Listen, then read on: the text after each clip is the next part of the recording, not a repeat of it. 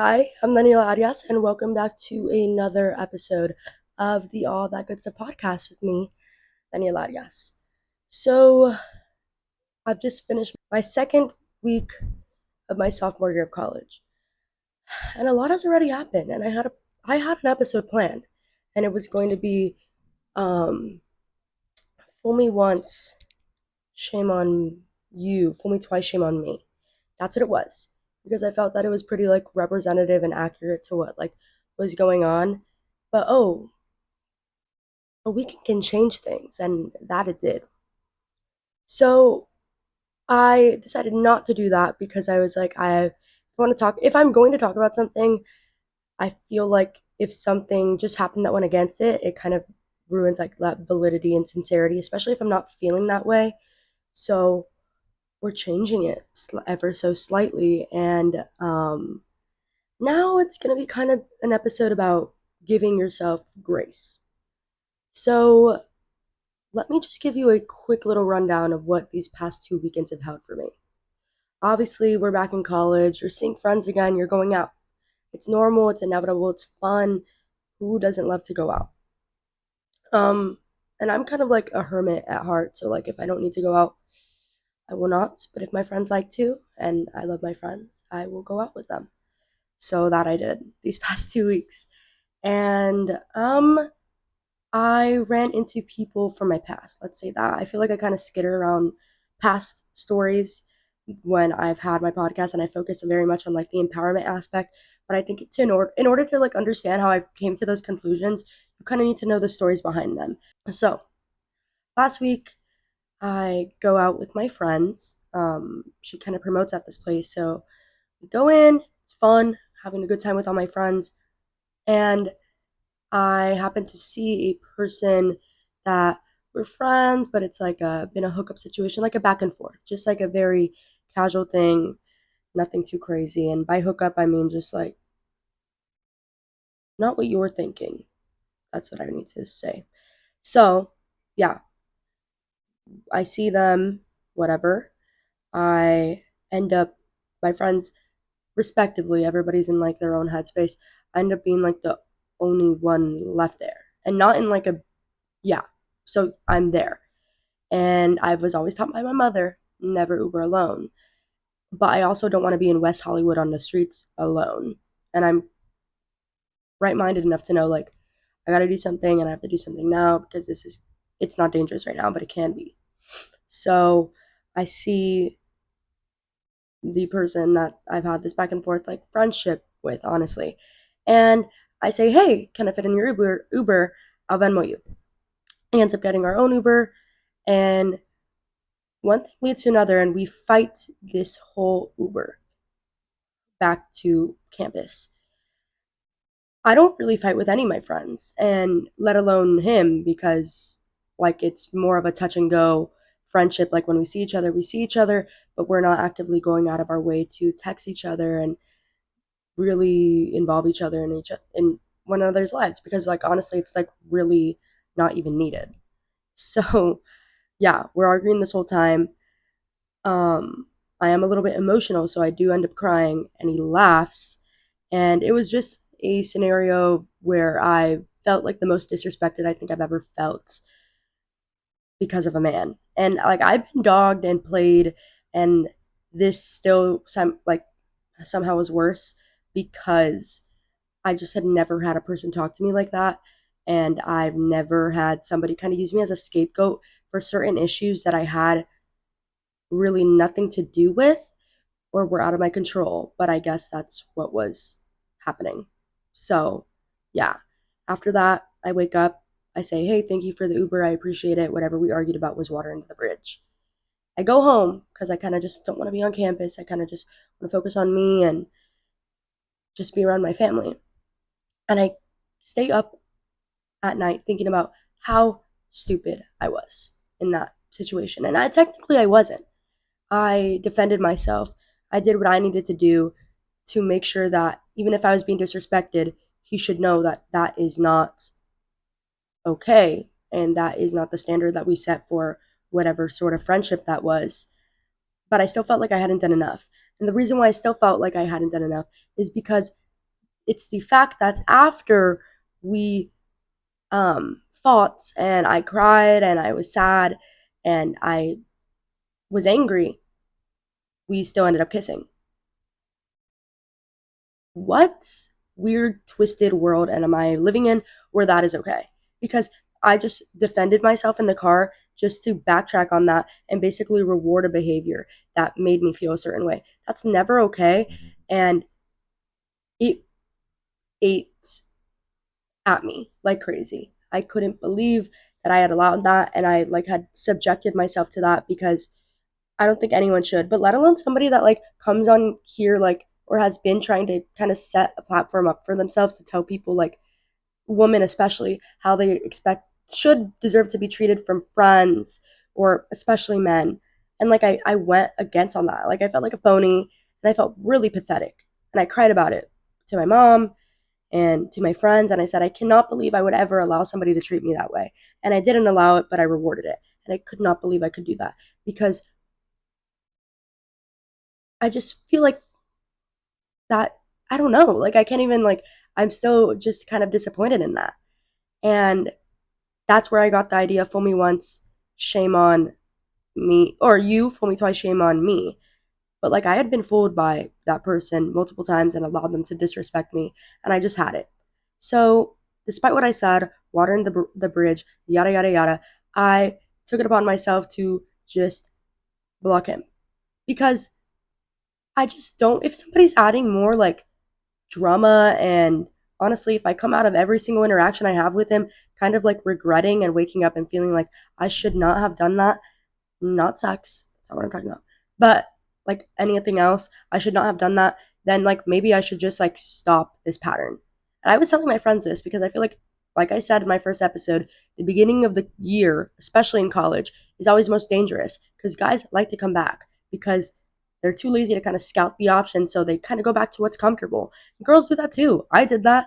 So it's normal, but just making sure you're not in that vulnerable position is also normal and important.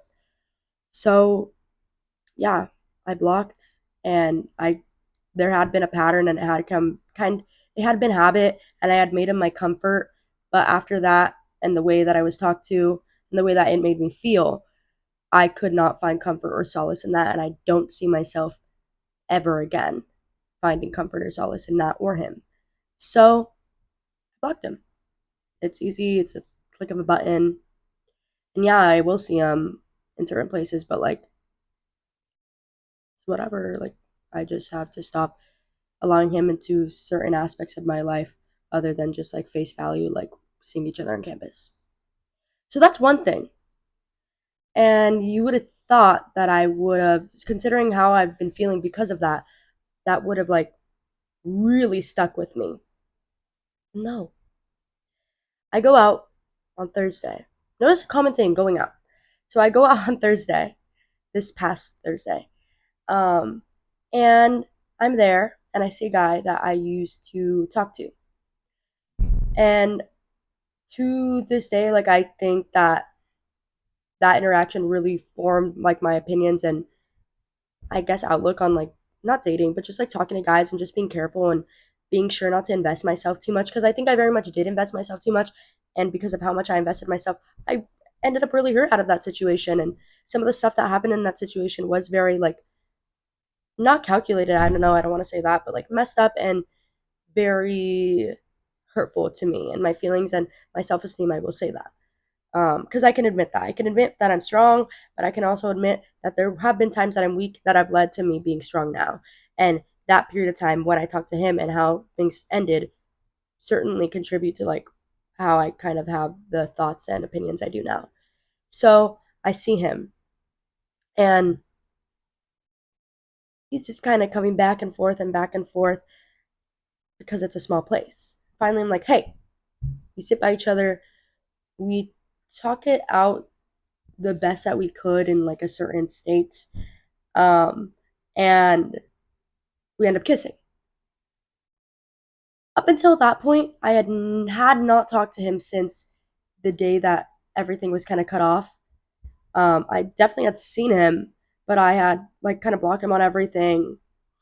And not because it was him trying to reach out to me, just because I'm like, I don't want to put this myself in a position where he has the privilege of seeing into my life as if he was still in it, and I just don't want to see into his life because it adds nothing to mine. So, yeah, we kissed. And that was it. It was left there. I'm lucky that I have amazing friends that I was actually slapped in the face this night. And not out of a fight or anything, just out of love. A hard slap in the face that said, "You know better than this. You said you weren't going to do this. So what are you doing right now?" And I needed it. But nonetheless, everything still happened. So yeah, that happened.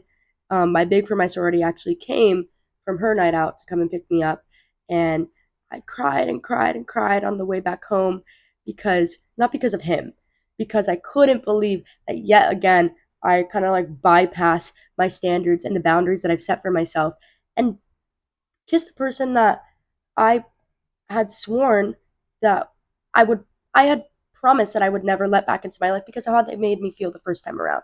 The day after, I called my mom. I'm crying because I knew she was the one that kind of instilled all these thoughts of like self-worth and knowing my worth in me, and I felt like I just kind of totally retaliated against that, and it was a horrible feeling. It's an ugly feeling, feeling ugly inside because you know you kind of compromise your beliefs and what you stand for and what you tell other people. That's what the worst part was. That I told my friends in the car, I think I was like, be my podcast.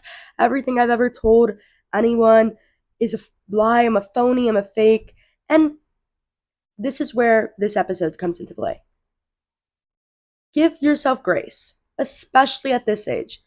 Don't actively go out and try to put yourself in a position where you're going to mess up and make mistakes. But when you make those mistakes and you're not planning on it and it's not something calculated, to go so hard into yourself and say, oh, you're stupid, you're pathetic, you're a loser, and you're so much less of a woman than you thought you are. That's wrong. You don't need to do that. And I'm telling you on behalf of how I felt because I know I didn't need to do that. I just did because I can't turn back time. So maybe I can just be so incredibly hard on myself that I'll never want to repeat those things ever again. And in a way, yes, but also being around my friends and having them be so understanding and telling me like you're so strong, and everybody kind of screws up sometimes, and it's okay. It's good to hear because I it's true. I think fool me once, shame on you, fool me twice, shame on me is very true. And I think that at any point in your life, you could totally break certain patterns, especially with men. If you see that they keep coming into your life and they're making it worse than they are better, or you leave those interactions with them constantly regretting and feeling shameful, then yeah, you can cut off that pattern. But if you say you're going to cut off that pattern and it doesn't happen, it's not okay, but like you have to give yourself grace to understand kind of your thought process or your state of mind during that decision. And I just think this applies to anything. Being too hard on yourself, I think it does more harm than good. And I think the past 2 weeks, I've had honestly like a lot of the best memories I've made in my life. I love college, and I just made an appreciation post on my spam about how much I love my friends. And I think a lot of those experiences where you find yourself at your lowest or where you can kind of feel out your situation and find out which friends are there with you at those points so that you can be there with them at their lowest points. And when you're both at your highest, it's going to feel so great because you know you can rely on each other. I guess essentially this is kind of like finding silver linings from situations that aren't the most convenient. Would I have wanted to kiss a guy that I said I never wanted to talk to again because of how much he hurt me? Of course not. But did I do it, and can I not do anything to reverse that? Yeah. So is beating myself up and telling myself how stupid I am and how ashamed I am and all of this over seriously just a kiss really worth it? No. Because at the end of the day, it happened. You can't change it. It is what it is, but you can change how you kind of view yourself or hold yourself in the future. And that's what I'm going to decide to do. I think that the past 2 weeks, I don't think I've never considered myself like a double dipper, where I keep going back for more with a guy who I know, who I kind of ended things with pretty bluntly already. I would never, like, I just never considered myself like that. I see girls that do that, and honestly, I'm like, you're so stupid. But having gone through that and kind of experienced that, I think it also opened up my sympathy or empathy or whatever you call it. And it made me more understanding. And it made me, I guess, more gracious to my own friends that I just want to strangle sometimes because I'm like, snap out of it. He's not that great. Or snap out of it. She's not that good of a friend. It made me have more compassion and more grace because I think I finally put myself in a position where it's like, oh shit, I get how things can get to that point. And I know that it's not okay, but I also know that beating your friend up or yourself up over something like this is so not worth it in the end because it doesn't change the outcome of it. If you give yourself grace, you'll give yourself the time to process what just happened, why you did it, how it came to be there, and then what you can do to prevent it. Say you're going out and say you're doing some things that you wouldn't usually do because you're under the influence of something, you can set that standard for yourself. And like my episode last week, that boundary for yourself saying, you know what, I'm not going to drink this much. Or you know what, I'm not going to drink at all. And you go from there. And that's all part of kind of giving yourself grace and knowing that you're a person, you make mistakes, you're going to screw up in life, you're going to feel like shit for it. But it doesn't mean that you have to totally shut yourself down and cut yourself off from having fun or enjoying life because you don't have to do that. I think I've been in college and I felt times of immense hurt and pain and sadness where I just feel really bad about myself because of the standard that I hold. But I've also walked out of situations where I'm like, oh shit, I'm a badass because of how I handled that because of those same standards that I hold. Standards are consistent and they're always there, but I guess the way that you practice them in your life and how when you enact them fluctuates, and that's okay. It's normal. It's normal, and all you can do is just try your best to be more consistent with yourself and what you hold yourself to. That's what it is. I don't want to just keep rambling and saying stuff that's the same thing over and over, but I think this is a shorter episode because it's more of like I say, a reminder to myself where I have to kind of give myself grace. And I can definitely be hard on myself half of the time, but knowing that the other half of the time should be reserved to, like I said, understand what I did, know why I did it, and see how I can prevent it in the future. Because you can always change. A pattern is a pattern, but that doesn't mean that it can't be broken. You can break a habit, that's a bad habit, and you can make a good one. All of this is kind of in your control, and beating yourself up and making yourself believe that you're a loser and pathetic is not going to speed up that process. If anything, it's going to make it harder because you're just spending half the time shitting on yourself. So, yeah, that's basically my episode. Be gracious with yourself, be patient with yourself. Know that everybody makes mistakes, and as corny as it sounds, no one is perfect. You're not perfect kissing that boy that you said you were never going to talk to again, and they're not perfect kissing you. You guys are both in the same boat. It's not that one person is more at fault than the other. This is what it is. It happens, and in a way, it's probably meant to happen so that you can realize, oh shit, I don't like the way that this made me feel, and I'm not going to do it again. You're not going to know not to do things again until you know how they made you feel. And that doesn't apply to everything because I'm not talking about like drugs or anything. But yeah, like I said, be gracious with yourself, care for yourself, put yourself first, and surround yourself with good people that when they see you're at your lowest, they will go out of their way to make sure you either don't continue to screw up your night or your life or to kind of talk you out of it and give you a pep talk. I'm, like I said, I'm so lucky to have the friends that I have and the mother that I have and to be surrounded by all these amazing people in my life to kind of, I guess, overshadow those bad things that happen in my life and those bad people. I guess that's what it is. I feel like a little emotional talking about that, but I genuinely am super super grateful by with everyone that I surround myself with. And I'm happy that I got slapped in the face that night because I needed it. And I'm happy that I had my mom to call at the end of the day and she met me with the grace that I couldn't give myself in that moment. So, yeah, pretty short podcast, but I love you guys and take care of yourself, and if you screw up, know that you screwed up that one time, but you don't have to do it again. That's what it is. Thank you so much, and I will see you guys next week. Bye.